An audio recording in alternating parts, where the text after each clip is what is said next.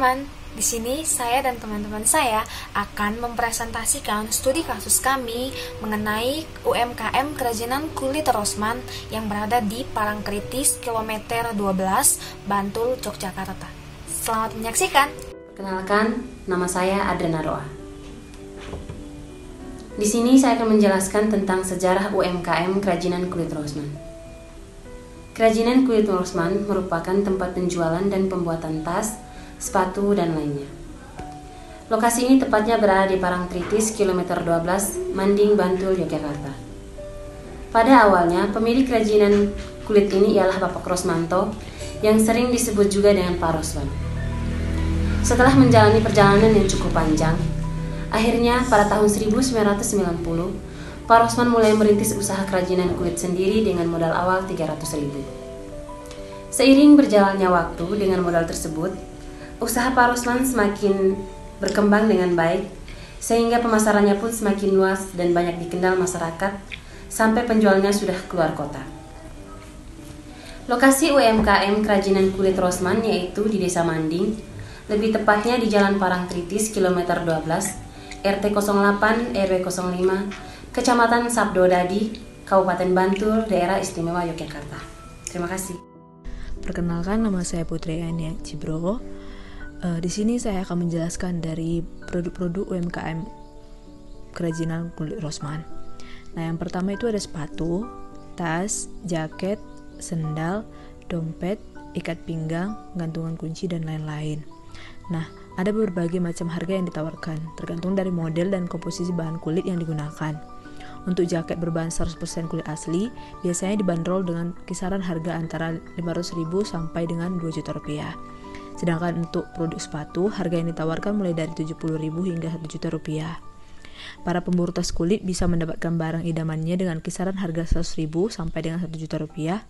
Sementara dompet kulit untuk orang tersayang biasanya dibanderol sekitaran harga 50.000 hingga 250.000 rupiah, dan masih banyak lagi.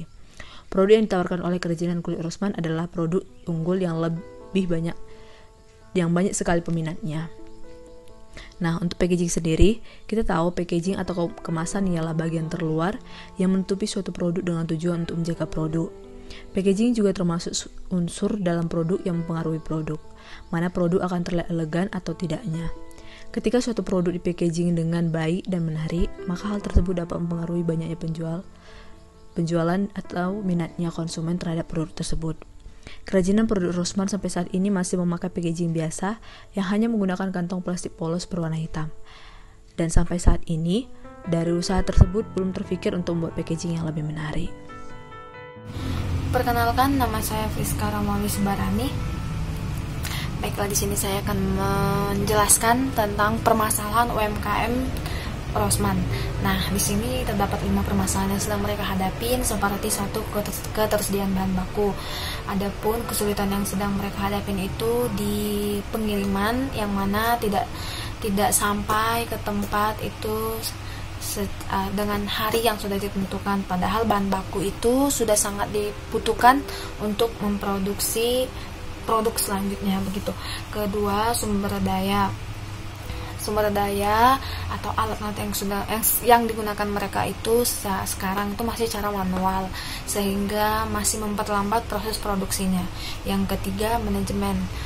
Dari Rosman sendiri, visi misi untuk UMKM mereka itu belum ada, dikarenakan mereka masih ada kurang pengetahuan tentang sebuah organisasi yang baik begitu.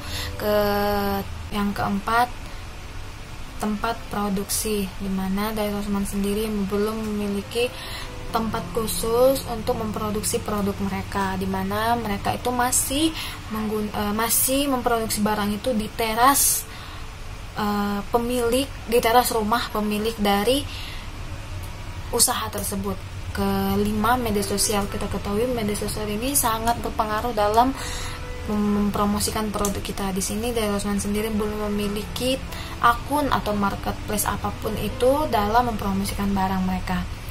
Nah, selanjutnya di sini baiklah, untuk pembahasan selanjutnya itu di kebutuhan UMKM Rosman. Di sini saya tidak menjelaskan terlalu banyak. Kebutuhan yang mereka butuhkan itu pasti sangat terbilang banyak, seperti kulit sapi atau hewan, dan alat-alat pembantunya atau bahan-bahan pendukungnya seperti kancing, resleting dan sebagainya.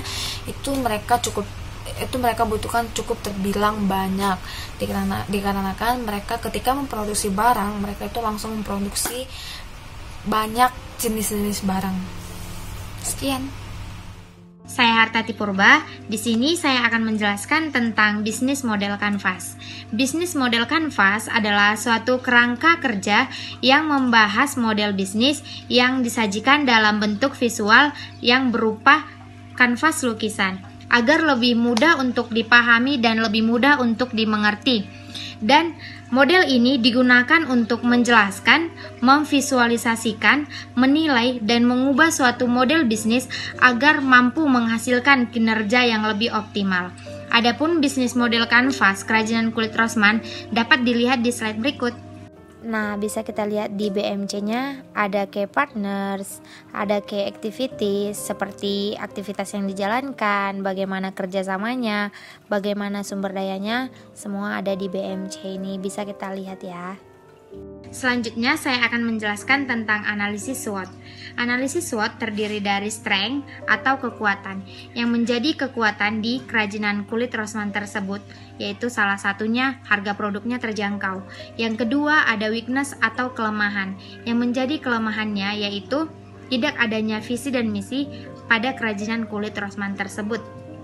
Yang ketiga, opportunities atau peluang yang menjadi peluang di kerajinan kulit Rossmann tersebut, salah satunya yaitu pangsa pasarnya. Yang keempat, ada threats atau ancaman yang menjadi ancaman di kerajinan kulit tersebut, yaitu adanya pergeseran permintaan. Perkenalkan, nama saya Septina Rumapea, NIM 17051308.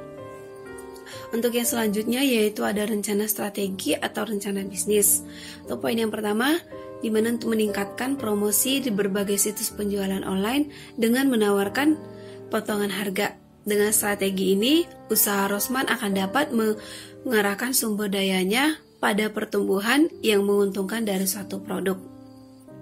Yang kedua yaitu mengembangkan produk dengan memodifikasi atau menginovasi produk sesuai perkembangan zaman.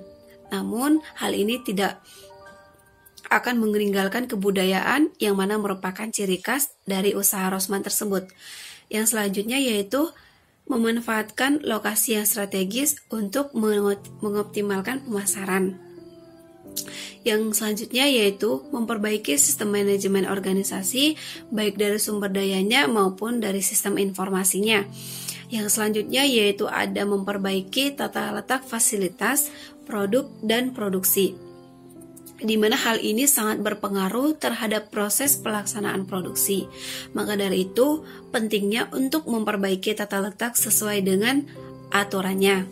Yang selanjutnya yaitu rekomendasi, inovasi, atau pengembangan.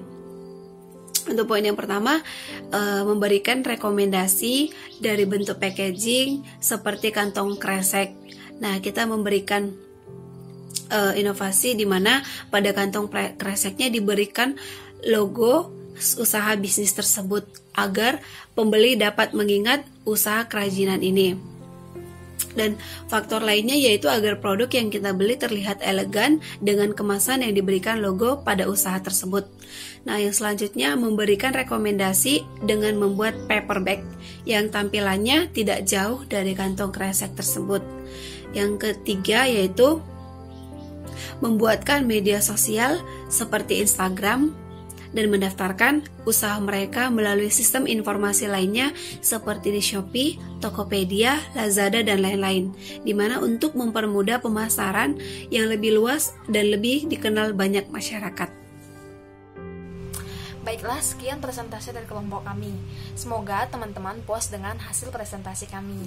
Bila ada tutur kata kami yang kurang baik, mohon dimaafkan. Terima kasih.